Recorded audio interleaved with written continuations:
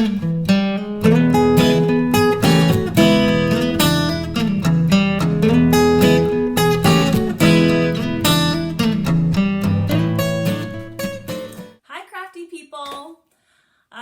name is Heather and welcome to Sushiloveknits. And if you are new to the channel, welcome. If you have viewed one of my podcasts before, you'll notice that I have changed the name of my YouTube channel and my podcast. It used to be called Knitting in Paradise because when I started this podcast, I was living in Guam, which is paradise. I've talked about that in previous episodes. My husband's in the military, so we were stationed there for 3 years. And now I am coming at you from a tiny little town in eastern Connecticut called Colchester. I am about 40 minutes east of Hartford, southeast of Hartford. And I'm coming at you today from a rainy summer day. The weather's very weird. It's August 19th? No, it's August 16th. It's August 16th. And 2 days ago it was blazing hot, and yesterday it was rather cool in the high 60s, and today it's about the same and it's raining. So, anyways, no offense to native Connecticut folks, but I don't consider myself living in paradise anymore. So, I've been talking about it for a while, and I finally, I was trying to think of something creative, something clever for the podcast, and I failed. And I just decided to make it a little bit more streamlined. And so my Instagram account name is Sushiloveknits. I'm Sushiloveknits on Ravelry. So it just stood to reason to name my podcast and YouTube channel Sushiloveknits as well. So hopefully that doesn't cause any confusion. At least hopefully it didn't cause as much confusion as it causes me. But I'm easily confused, so whatever. Anyways, welcome to new viewers and to viewers who have stuck around. I'm not a hugely or at all popular podcast, but hopefully I can offer something new. And basically I just talk to you about my finished projects, my projects in the works, my dream projects to work on.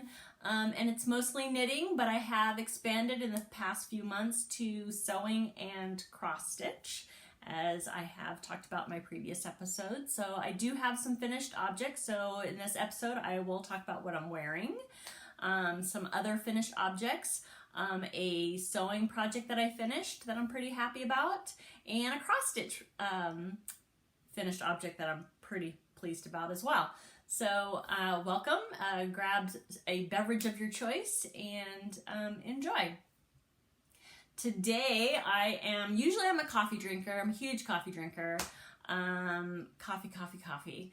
But I generally keep my coffee drinking to the morning.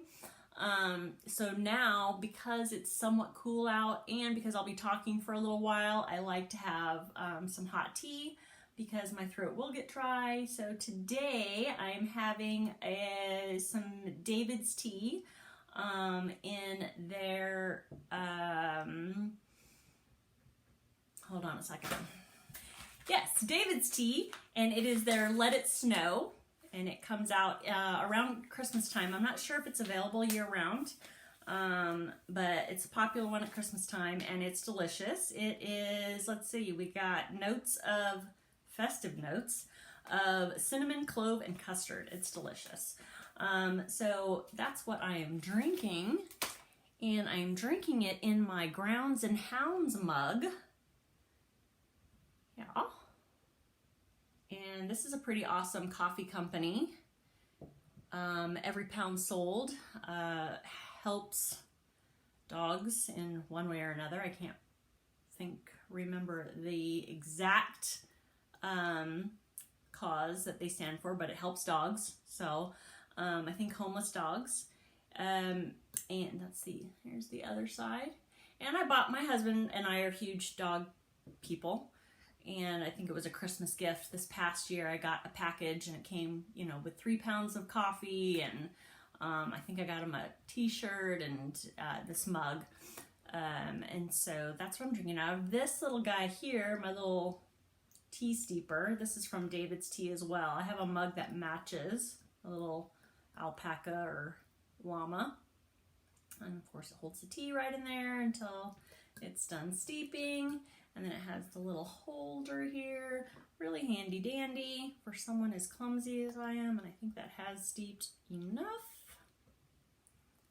And I'm not gonna, I try not to sip my tea on camera because when I'm listening to podcasts, I can't stand the sound of sipping or slurping or smacking lips or swallowing. So it really grosses me out. So there'll probably be an edit clip right here while I take a sip of my tea. And I took a sip of my tea before I added my cream, which I'll probably edit this out too.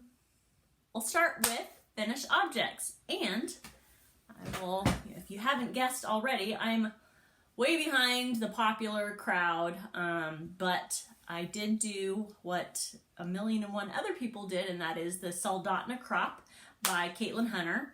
And this was the second in my Caitlin Hunter journey. As I talked previously in a previous episode where I went to Vogue Knitting Live, and I went with a plan. I went with a plan to buy the yarn for 3 separate patterns specifically. They were all Caitlin Hunter patterns. I finished my Cipolla. I shared that in a previous episode. My second one is the Soldotna Crop, and I'll go ahead and stand up and show you. And here it is. Pull up my pants a little bit. And I love it. I love how this turned out. I am very happy with the fit. It fits perfectly. The yarn I used, I'm super happy with. When I first started, I wasn't quite sure about the colors I picked out. I'm super happy with it now. Let's see if I can remember. I didn't write in my notes the exact yarn that I use. I can tell you this is Magpie Fibers. And I'll put up everything on the screen. It'll be in the show notes. This is Magpie Fibers. The purple is Pearl Soho.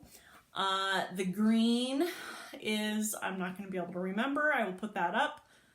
And this is LolaBean yarn. This cream color right here is LolaBean. And I can't remember. This is all DK. I know that between the Magpie Fibers and the Pearl Soho, this lavender-ish color here, one is a cashmere blend and one is a silk blend. And they're both super soft, just lovely against the skin, and I'm super happy with it. Very happy, very easy. Of course, anybody who's familiar with Caitlin Hunter patterns, very easy to read, very clearly written.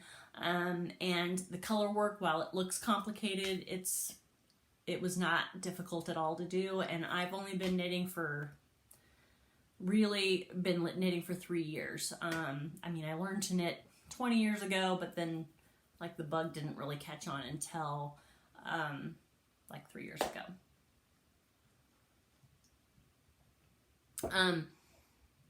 Anyways, super happy with it. It probably took me less than 3 weeks to knit up. And I'm very happy with it. Super soft. I like having a short sleeve sweater, because it's very airy and not too warm. I get warm really easily, so it's good to be cozy, but it's not stifling. So yeah, really happy with it. My Soldotna Crop. Yay! Let's see what else is on the finished object list. A lot of my finished objects that I'm going to show you, as I've mentioned in a previous episode, a lot of the knitting that I do, even though the first finished object that I showed you is something for myself, I knit a lot for other people. It gives me a little bit more satisfaction.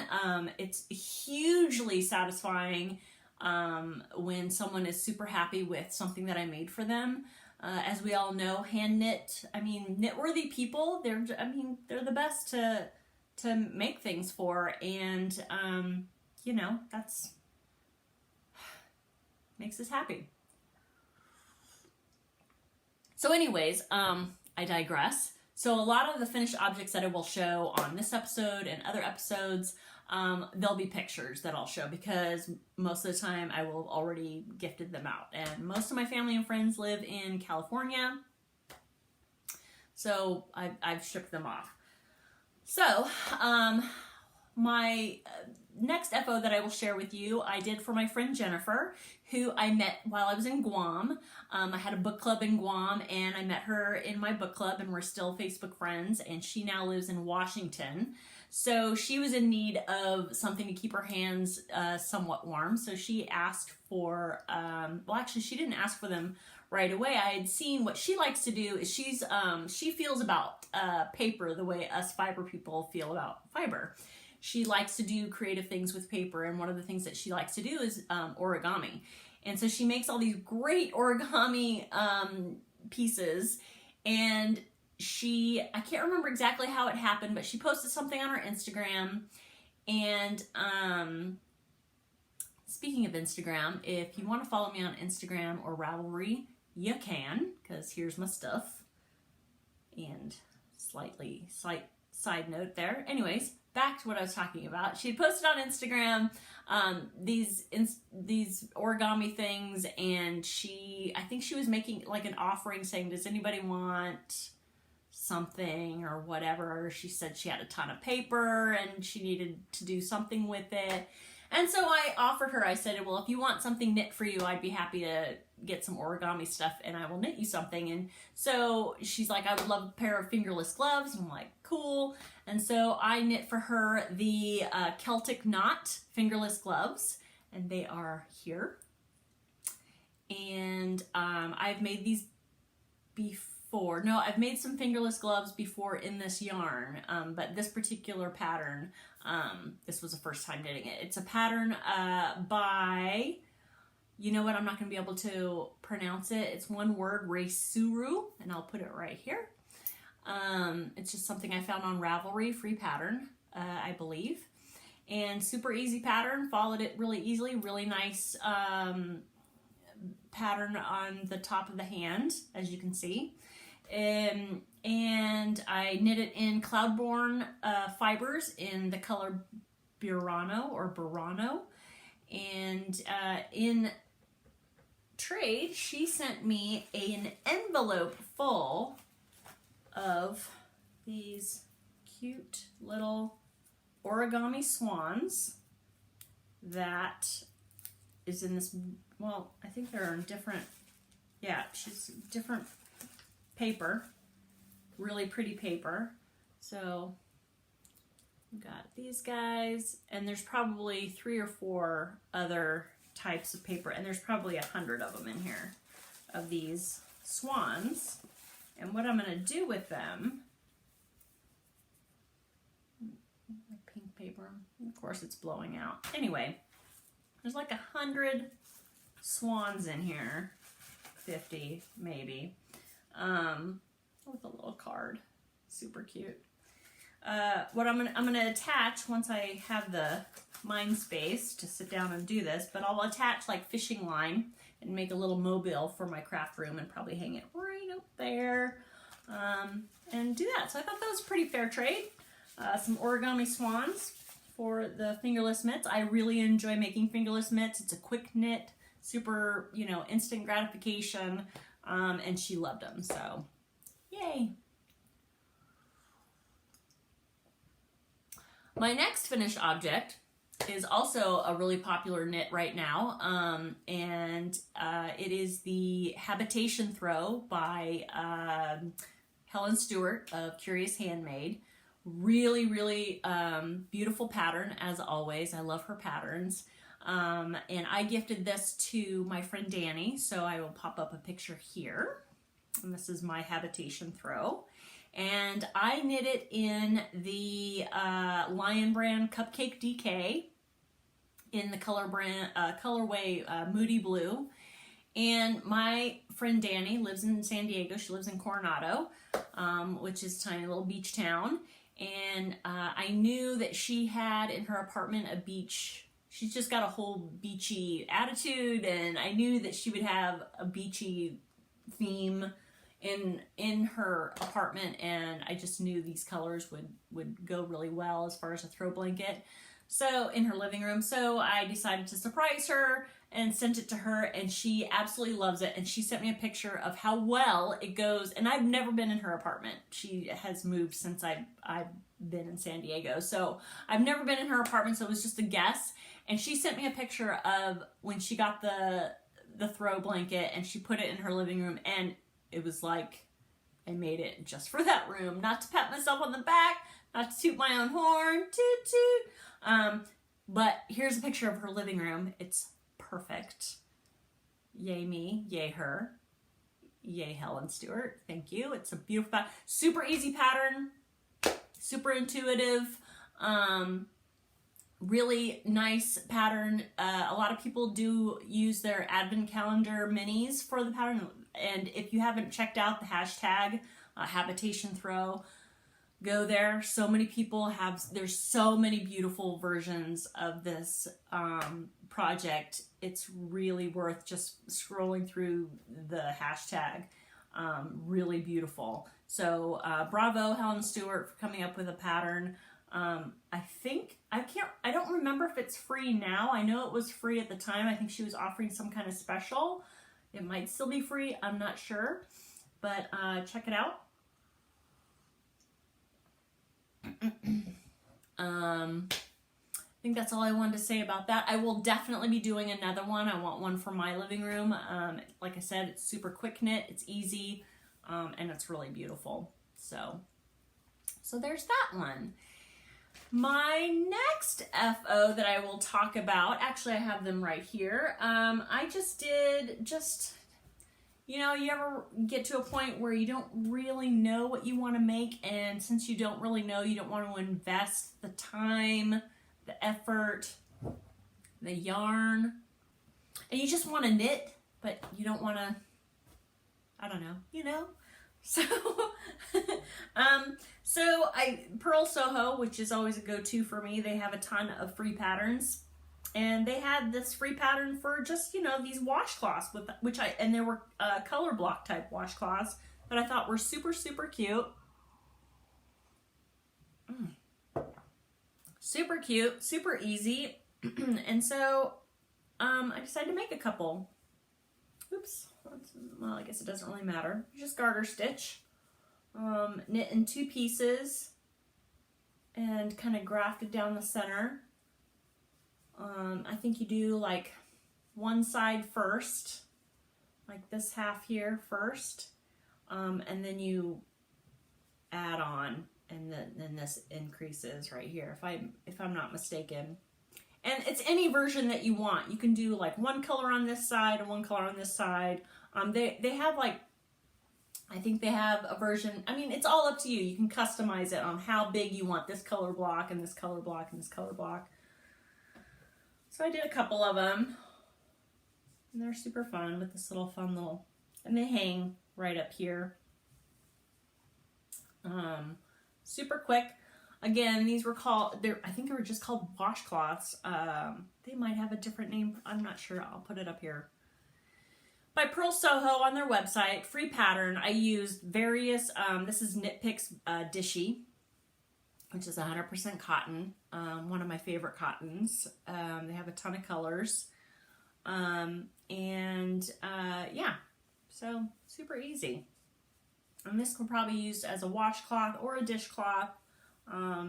What I use them for is decor in my craft room. So those are those. And my next finished object was just kind of, this was a quickie. I needed a pin cushion, as I mentioned in a previous episode that I started sewing. And if there's anything I could make rather than buy, that's what I will try to do. And I saw this, I can't remember where I saw it, but the pattern is on Ravelry. And I had to have it, and I think it's the cutest thing ever. It's got all the pins sticking out. But this is my little pin cushion, and the pattern is called Woolly Cacti.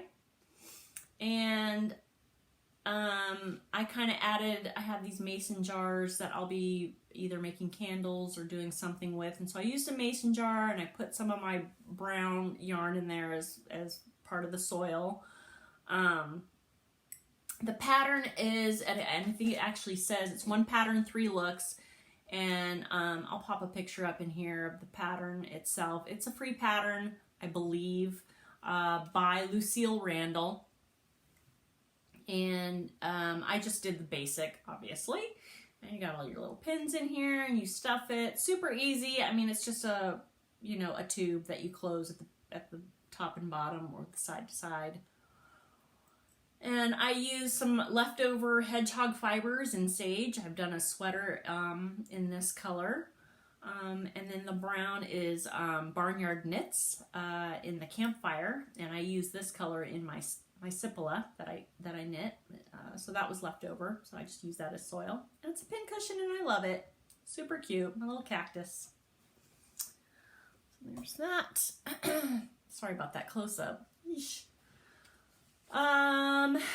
Let's see, what else? Let's move on to whips. All right, what I'm currently working on, I went through a period of I wanted to get all of my unfinished projects done. I mean, all of them. Cross stitch, sewing, knitting. I didn't want anything in progress before I started fresh, because I wanted a clean slate in my mind on what I wanted to start next. And so, and it's kind of funny how it worked out that, and let me just put in here that if I fail to edit out all my sipping and slurping, I do apologize. It's totally hypocritical, but I don't mean to, but for some reason my throat is super dry from talking. I don't people a lot, so I can't talk for a very long time without my throat getting dry. Anyways, that's another subject. Where was I? Anyway, so I did that. I finished all my projects that I had on the go, all my crafty platforms. And then I just kind of sat and in my free time I read, which I'm a huge reader. Not as much as before I started knitting, but I love to read. I love books. And at the end of the podcast, I'll talk about what I'm reading and that kind of stuff. But I decided to just read my book and not craft for a couple days, which hasn't happened in 3 years. And then it just so happened that 2 projects kind of came to me.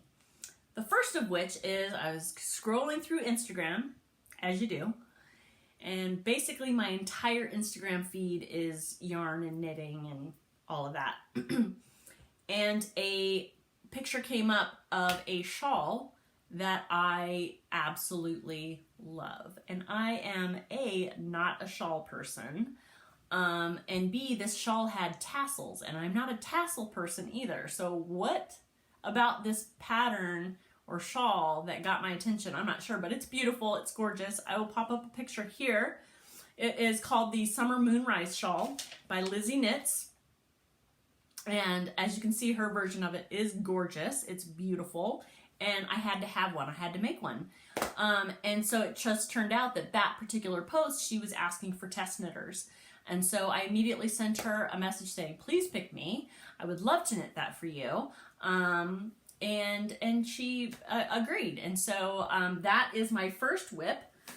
And I know I've already popped up a picture of it. Hers is great. Mine basically looks like this so far. Oops, that's the back. Not that it matters much, but that's what I have so far. Very Lisa Frank, very 80s. But I wanted to do something bright and colorful that somewhat did the original pattern justice. And so far I'm pretty happy with how it's turning out.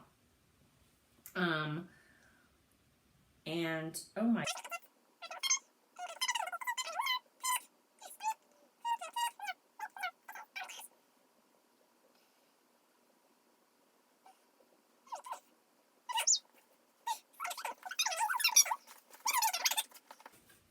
anyway, so that's that.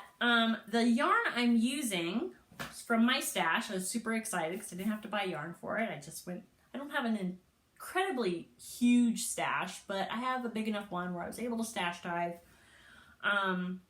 The blue is Cascade Yarns Heritage. I've had it in my stash for a while. I've used it in other previous projects. It is fingering weight, 100% wool, 75% superwash merino wool, 25% nylon. So it's sock yarn, and the pattern does call for sock yarn. And so that is the blue, and I had two different skeins for whatever reason, and I have another one right up there because I'm sure I'm going to run out of this. The colorful stuff is To The Max Yarn Company, and this yarn, and it's tangled in my blue. Here's the label, To The Max Yarn Company. This beautiful bundle, so that's it caked up. Really, really pretty. I won this in the Pride Sockathon 2020 that Abigail from Covert Knits put on for July for Pride Month. And I won, and I like to say I won because I had the best socks, but it was a random drawing for the winners. But yeah, and I won this beautiful skein of yarn. Super happy, and this project is perfect for it. So yeah, so I'll be showing that in its completion, probably next episode. But that's whip number 1. Whip number 2, and like the same day this happened, I have a friend of mine from work who posted on Facebook it's probably the 3rd time this has happened, where she'll send me this picture of this shawl. Actually, it's a wrap, saying I would totally buy this if you made it for me. But it's a crochet pattern, and I don't crochet. I sew, I cross stitch, I knit, but I don't crochet. I know how to do like the single chain or whatever, but I don't make things. So, she said, you know, I would totally make this, and I told her, unfortunately, I don't crochet. But what I did, and it's one of those wraps that's super popular. It goes around. It's a wrap, but it has pockets. It's very boho looking. It's really, really cute. I'll pop in a picture of the one that's going around that's super popular that she sent me, that probably 2 other people have sent me saying, I would love this.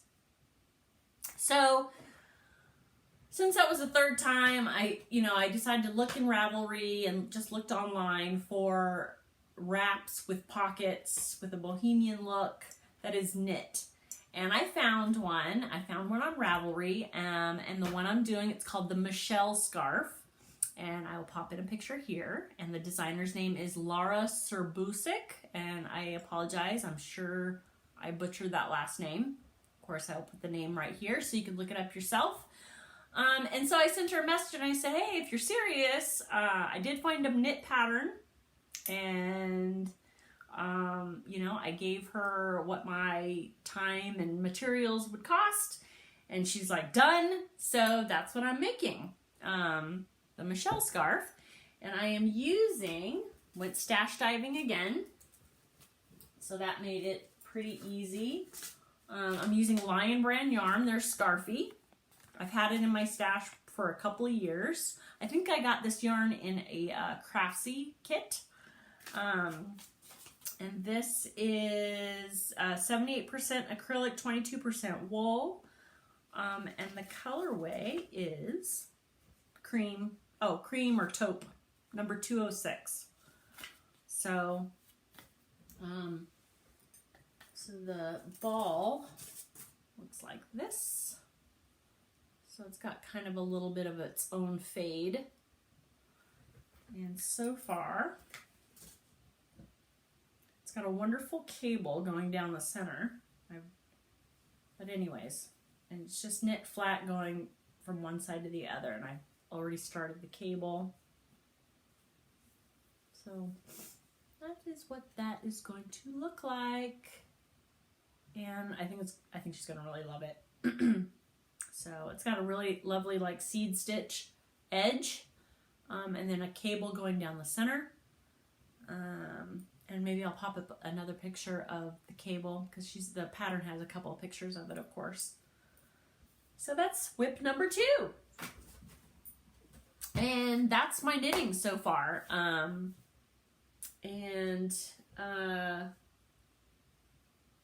Or not so far, but for right now, that's my knitting. Sewing. I have a finished object for sewing. And I made, again, a free pattern from Purl Soho, the gathered skirt. And I will pop up a picture of my finished object. I'm pretty happy with it.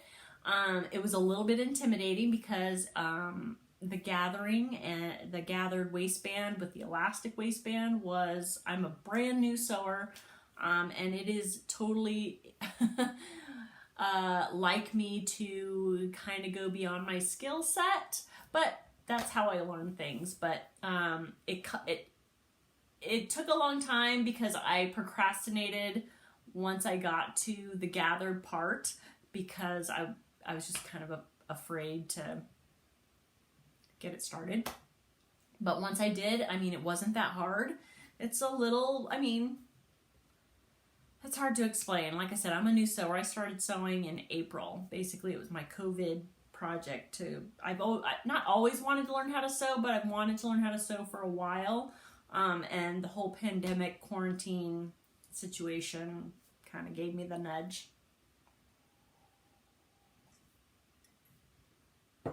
And, yeah, the gathered skirt, and it turned out really great. I really like it. It's got a farmhouse type feel. It's very comfortable. I did a couple of modifications. The pattern called for just a 3/4 inch waistband. I like a wider waistband, and so I did a 2-inch waistband. Very easy modification. The other modification I made, because the fabric I use is 100% cotton that I just got from my local local fabric store. It's called Colchester Mill Fabrics, and just your generic cotton, because I'm such a new sewer, I'm not going to spend a ton of money on fabric right now. I'm still learning. So just your basic cotton, but once I got it here and started cutting the pieces, it was very see-through, so I didn't want to have to wear a slip with it, so I bought another generic white lightweight cotton to line it. So I lined the skirt. But other than that, it's pretty simple as far as cutting out the pieces. They're basic square or rectangular pieces. The pockets were really easy. Like I said, the only challenge was the gathering the fabric. So pretty happy with it. So that's my sewing finished object. And then I have a cross stitch finished object, and I think I've talked about this show before in the past. It's called Letterkenny. I want to say it's on Netflix. It is a Canadian show. It's Canadian humor. It's hilarious. If you appreciate Canadian humor, you will like it. There's some humor that it's weird. It's a weird show, but it's hilarious, and we love it, my husband and I. And to the point where he's gotten merchandise from the show, and, well, for Christmas, I had gotten him a poster for his man cave that had Letterkenny stuff on it. And then while I was searching for Letterkenny stuff to get him for Christmas, I came across a cross-stitch pattern that has kind of the show's iconic backdrop in it, and it has one of the show's iconic phrases on it, and it was perfect. And I just didn't get around to doing the cross-stitch until just recently, and then I decided to make it a pillow for his man cave. Anyways, I finished it. And if you don't like curse words, fast forward, turn away, whatever, because there is a curse word on this. This is just a phrase from the show. But this is the finished pillow. And there's a scene in every single episode where they're standing in front of this, or sitting in front of this fruit stand, and all the characters are sitting in these pieces of furniture, and this phrase is a Letterkenny phrase, and my husband absolutely loves it. So that's my finished, I can't remember the name of the designer. It's an Etsy pattern. If you look up, you know, you search for Letterkenny cross stitch patterns, this will come up. And then I've put a cross stitch. Have you seen in my previous episodes? I put cross stitch patterns on a pillow, and that idea I got from Tiny Modernist. And she's got the instructions on her website, and it's a fabulous way to showcase your cross-stitching patterns. Super easy, and yeah, my husband loves it. So that's my cross-stitching finished object. And that's pretty much all of my projects for right now. I don't do a whole lot of stash enhancement. I did get some fabric because Pearl Soho was having a sale probably about a month ago, and let me grab. Pearl Soho had a sale about a month ago, maybe 2 months ago. I don't know. Time is so irrelevant these days, right? Anyway, so I bought some fabric that I just thought was really pretty. I can't remember what kind of fabric it is, but I have an idea what I'm going to do with it, and I'll share with that on a future episode, but then I thought I'd get my money's worth for shipping, and I got some, their yarn was on sale, and I got some of their Pocket Posy yarn, which is 75% superwash merino, 15% cashmere, 10% nylon, and they're just little minis. Let's see, what are they? Are they 50 grams? Oh, they're 25 grams. So they'll be good for toes, cuffs, and heels. So I just got a few, 3 of these. I got a gray, a pale pink, and a hot pink. And these will be good for contrasting heels, toes, and cuffs. Yep, we got drizzle gray, azalea glow, and pink peppermint. That's blowing out, but it is a pretty pale pink. Yeah, that's blowing out. There you go. So that's really, I'm kind of have put my yarn spending on hold. This stash that I have here, I feel is more than plenty to work on projects. So I probably won't be buying any yarn in the near future, unless I have a specific project. And even then, I mean, I'm not even going to look for projects that don't fit whatever I already have in my stash. So I just am not I don't want to fill an entire room, entire wall, entire house with yarn. I consider myself a minimalist. Had to go take care of the pup, but I'll pop in a couple pictures. These are my beautiful puppies. Jake is the brown dog, and Zoe is the white dog. They're both rescue pups. Jake we got in Guam, and Zoe we got the last time we lived in Connecticut before we moved to Guam, and she came originally from Puerto Rico.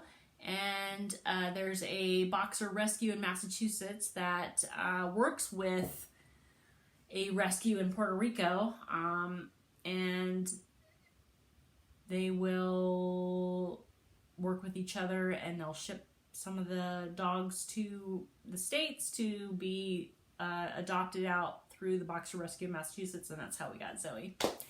So anyways, I digress. Where was I? Oh yes, so I consider myself a minimalist. I'm really, especially the older I get, in the state of the world right now, accumulating things, is something I'm trying to bring to a minimum.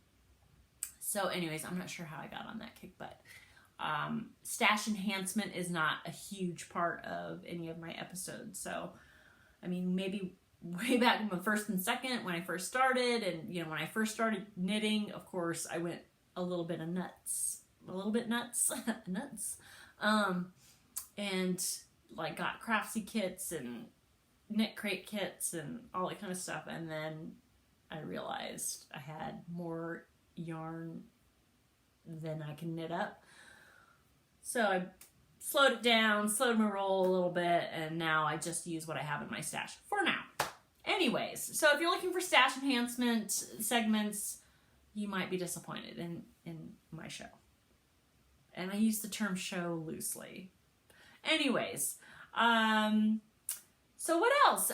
What I'm reading? I am reading a really good book right now called I Know This Much Is True by Wally Lamb.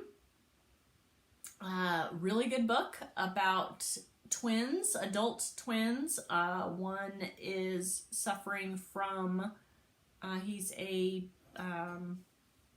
schizophrenic, and the other one basically takes care of him.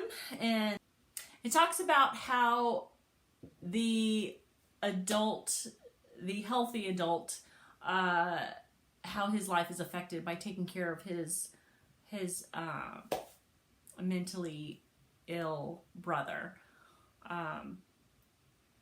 Really, really good book. There are stories within the story.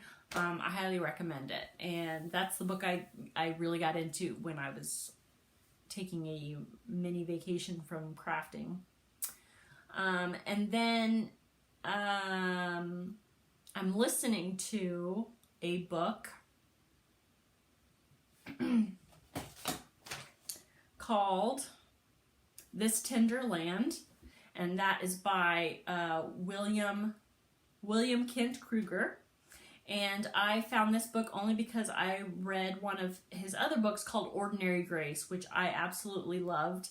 I'm a big fan of coming-of-age stories, especially coming-of-age stories that take place in like the 60s, 70s. And so because I loved Ordinary Grace so much, I decided to try another one of his books, and it's called This Tender Land. It's another coming-of-age story that takes place in the 1930s, so it's a little bit outside of the scope of what I usually read, but, you know, I like to give an author a try if I like one of their books. And I'm stumbling over my words. Words, Heather, words. So anyways, that's what I'm reading now.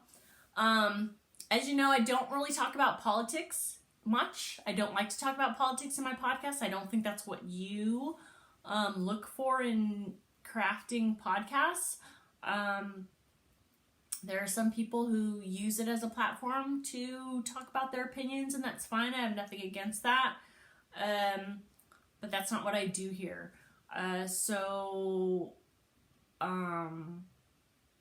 All I will say is that treat people with kindness, treat people with respect, treat people the way you want to be treated as an adult. Nobody is better than you. You're not better than anybody else. And you don't judge people by the color of their skin, what they do for a living, how many kids they have, if they don't have kids. Try to keep it to the character of the person. That's all I'll say about that. And take that however you wish. And on that note, that's all I have for you today. I like to keep my podcast relatively short. I hope you found something that you enjoyed, that you found interesting. I hope you found something that, maybe you would want to work on yourself, or it inspired some ideas for you. And that's really all I hope for when I do this. I like to share what I'm working on, and I like to, inspire other people to maybe work on something as well, or to pick up something new, a new craft, or just a new pattern, or a new yarn to look at. So whatever you found, I hope it was good. And thank you again for stopping by and giving my podcast a shot. I know there are thousands out there. So if there's anything you'd like to see more of, please feel free to comment below. I don't think I have before in the past, but I guess it's a good idea. People ask viewers to hit the like button, subscribe. That helps to get the videos out there if you liked it. And the more people that view the videos, I guess the easier it is for other people to find the videos. So I guess that would be really helpful for me if you hit like, subscribed, and I'd appreciate it. So thank you very much, and I hope you come back again. Please stay healthy and be kind to each other, and I'll see you next time. Bye.